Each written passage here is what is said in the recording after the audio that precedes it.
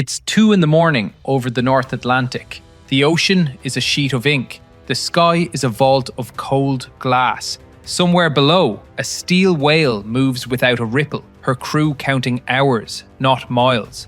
Above that quiet menace, jet fuel and vapor trails carve silver scars as twin Rafales ride the night, refueled in midair and briefed for a mission that's more psychology than pyrotechnics. Dissuasion. This is how France tells the world, softly but unmistakably, do not. It's not the biggest military on Earth. It's something trickier and, in many ways, more frightening. A full-spectrum force that acts fast, hits hard, and does it without asking anyone's permission. But France's power isn't measured in missiles alone. It sails, it flies, it tracks from orbit, and it fights across every domain. To see how all the pieces fit, we're going to step through the arsenal like scenes in a film, each with its own tension, its own reveal, and a through line that never changes. Strategic independence. Start where the stakes are highest. France's Force de Dissuasion is deliberately spare, relentlessly modern, and designed to be boring in the most terrifying way. Predictable, survivable, and always on. At sea, 4 ballistic missile submarines rotate through patrols, turning the depths into a locked safe you can't crack. The message is simple. Even if you blind the satellites and jam the radars, that silent patrol remains. Above the waves, the airborne leg rides on Rafale squadrons with air-launched nuclear cruise missiles, backed by A330 MRTT tankers that stretch endurance from hours into strategic reach. If a country's nuclear doctrine is a language, the French accent is unmistakable, poised, minimalist, but with a very sharp edge on certain syllables. Here's where it gets wild. France keeps its nuclear force small enough to be disciplined, but varied enough to be credible against almost any scenario. Sea-based missiles enforce the "don't even think about it" clause. Air-launched weapons write the "we can calibrate our response" footnote. Together, they deter the unthinkable and complicate anyone's plan to test Paris.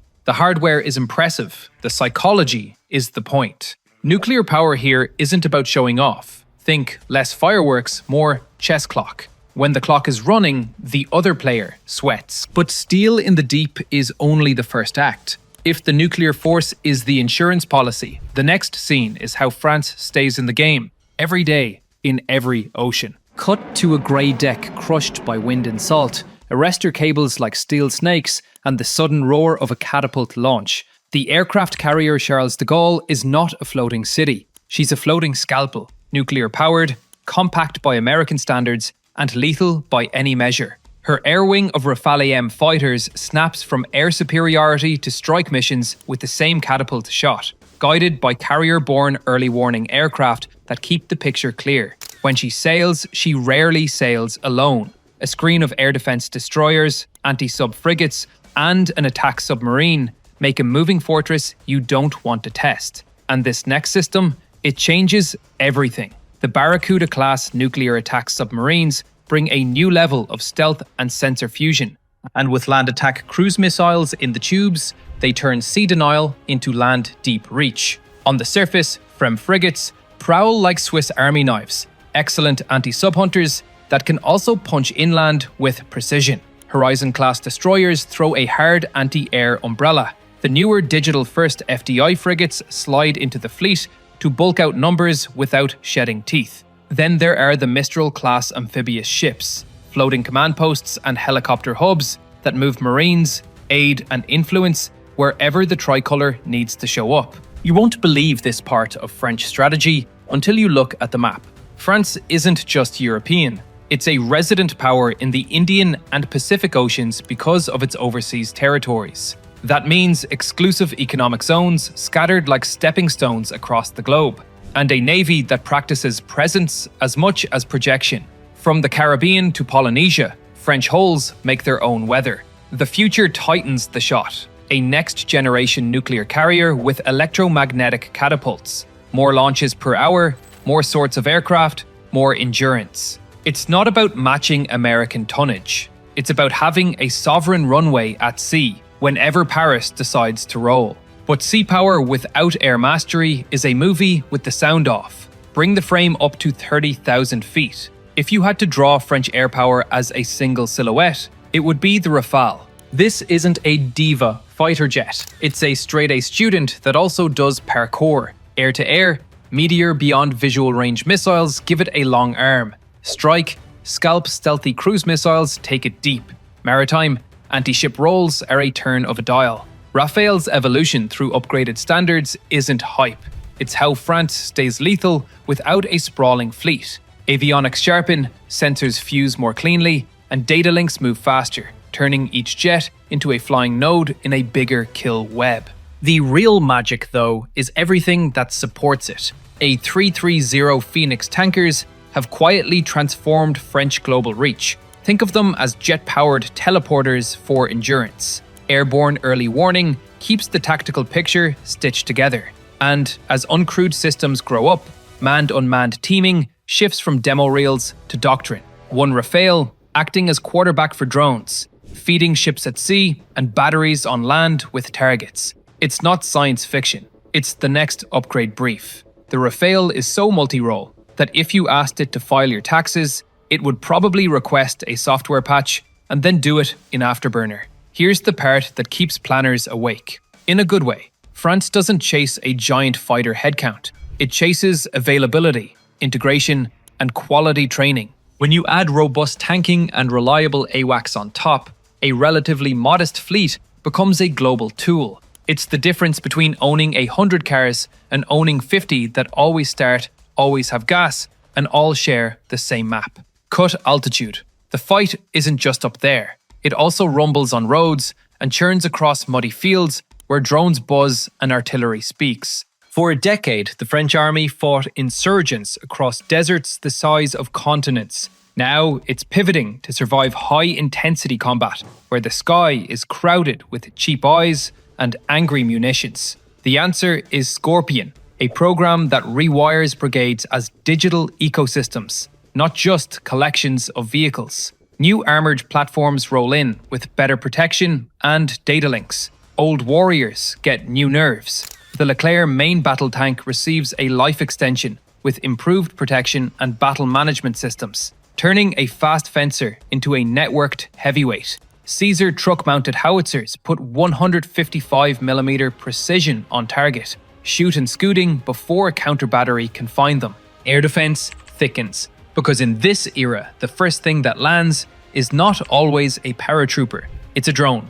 Short-range missiles swat the pop-ups. Medium-range systems build an umbrella against cruise missiles and some ballistic threats. Electronic warfare hums in the background, blinding where it can and confusing where it can't. The French army isn't trying to look like the armoured fist of the 1980s. It's building a mobile, kill-chain-hungry force designed to strike fast, relocate faster, and live inside everyone else's decision loop. Quick comparative summary so our brains don't melt from acronyms. Think of the modern French army as a wolf pack with radios. Sensors sniff, shooters bite. The pack moves before the prey can turn.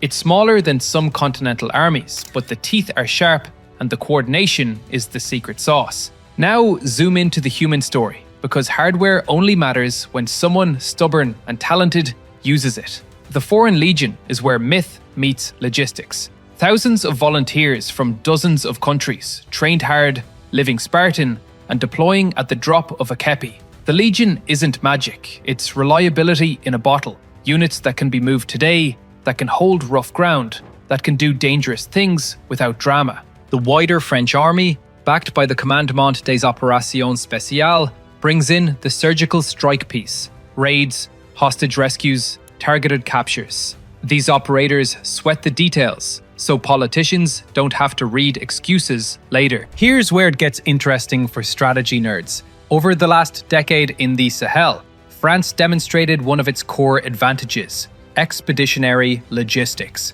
Air-bridging forces across vast distances, keeping ISR in the air day after day, sustaining operations under political crosswinds.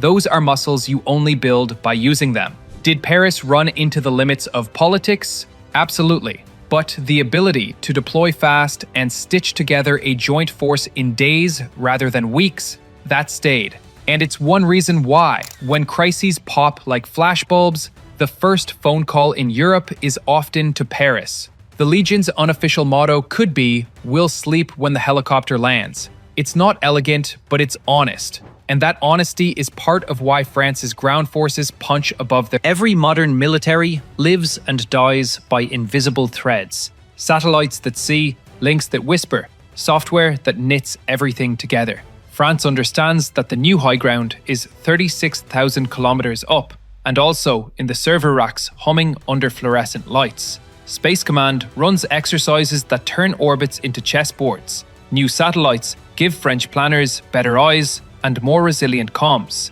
In cyber, doctrine is refreshingly blunt. Defend forward, respond proportionally, and make sure the other guy learns from his mistake. If you attack France in the network, expect pain measured in lost capabilities, not just angry press releases. In short, France's Space Command does for orbit what its navy does for the seas. It keeps eyes everywhere, protects the lanes, and makes mischief expensive for anyone tempted to try. That's the connective tissue of power. Without it, ships and jets and tanks are just expensive silhouettes at sunset. There's a reason French kit keeps showing up on the world's flight lines and flight decks. The industrial base, Dassault for fighters, Naval Group for submarines and frigates, MBDA for missiles, Safran and Thales for engines and sensors, forms a tight ecosystem that feeds itself through exports. When Rafales roll off the line for partners abroad, the assembly lines stay warm, upgrades come faster, and spares arrive when you actually need them. It's not just commerce, it's shock absorber and slingshot in the same mechanism. You won't believe how much this changes strategic math. A country that builds its own jets, ships, and missiles is a country that doesn't panic when supply chains hiccup. France doesn't try to do everything, but it insists on doing the decisive things. That choice shows up in readiness rates, in training tempo, and in the steady cadence of modernization. If the Navy gets a new radar, it's because a French company built one that plays nicely with French doctrine. If the Air Force fields a new missile, the folks who make it are down the train line, not across an ocean with a different export control calendar. Industrial sovereignty is like a spare magazine tucked into the belt. You don't think about it until you really need it, and then you're very glad it's there. Every military has a classroom. For France, a lot of lectures happened under a sun that makes helmets feel like stovetops. Operation Serval in Mali was a sprint, not a marathon. A sudden insertion, hard marches, key cities retaken before the enemy could blink. It was a masterclass in tempo and air mobility. The long follow-on years, wider desert, deeper politics, taught harder lessons. You can be tactically brilliant and still strategically stranded if the ground is sliding under your boots. But even the exit underlined a core French strength. The ability to reconfigure, redeploy, and pivot to new postures while keeping pressure on terrorist networks with partners and special forces. Why bring this up in a conversation about power? Because power isn't just about punching. It's about endurance under friction. The Sahel chapters gave the French Army and Air Force a doctorate in friction. Dust in engines, heat in electronics, intel gaps, partner dynamics, the works. Those scars translate into readiness for the next place that erupts on the map. Now, pan back to the continent. In a NATO that's woken up hard to the age of long-range strikes and trenches on satellite photos, France plays a complicated role. It's a nuclear-armed European power with a global navy, a modern air force, a digitally rewired army, and a political instinct to keep decisions sovereign. Paris fits inside NATO, but won't be trapped by it.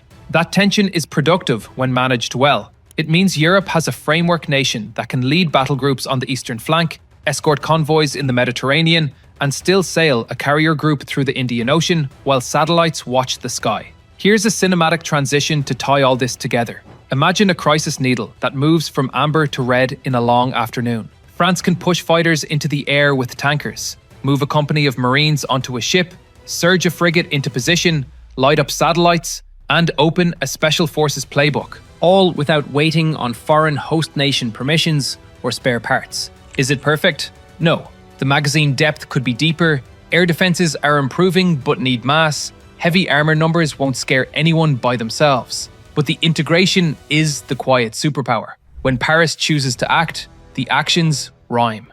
And the next piece of this puzzle isn't a weapon at all, it's posture. Because of those overseas territories, France wakes up in multiple time zones every day. That means patrol planes in the Caribbean, maritime policing in the Indian Ocean, frigates in the Pacific, and liaison teams with partners from the Baltic to the Gulf of Guinea. Presence is how you make alliances sticky. It's also how you keep crews sharp. Sailing into the Indo-Pacific with allied navies one month and running air policing over Europe the next month keeps the playbook thick and the logistics honest. You can't cram for global operations. You have to live them. French strategy is like French cooking. You can copy the recipe, but without the technique, it won't taste the same. The technique here is tempo, autonomy, and an almost obsessive respect for enablers like tankers, AWACS, and secure comms. That's what turns a respectable order of battle into a force that matters when seconds count. If you strip away the acronyms, the budget lines, the glossy shipyard photos,